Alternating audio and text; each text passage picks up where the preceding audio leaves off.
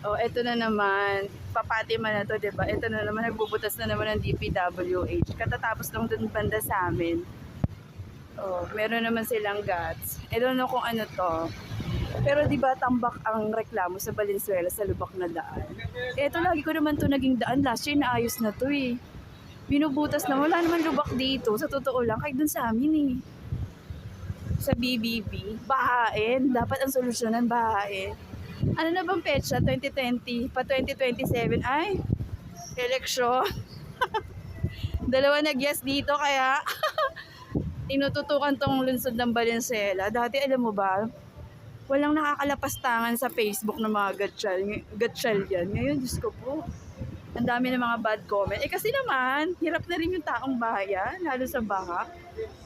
Tapos malalaman mo may mga tiwaling opisyal na dapat yung proyekto doon para sa kaligtasan ng mamamayan. Eh ang lumalabas, sila pang pumapatay. Di ba dahilan kung bakit ang dami nagbubuwis ng buhay?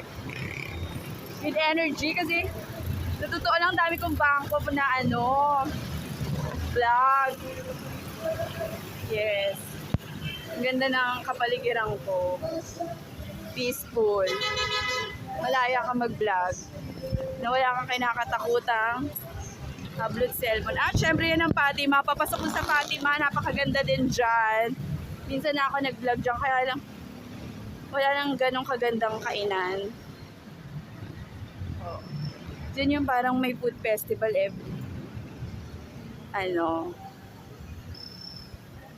Christmas. Food bazaar.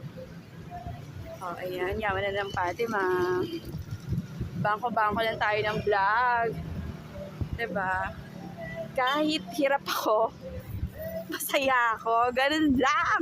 Simpleng buhay. And bye-bye. Off ko na. Mga ilang kanto bago ang junk shop. Sa Karuhatan pa to. Pag nasa SM na ako, ibig sabihin nasa kalahati na. And bye-bye.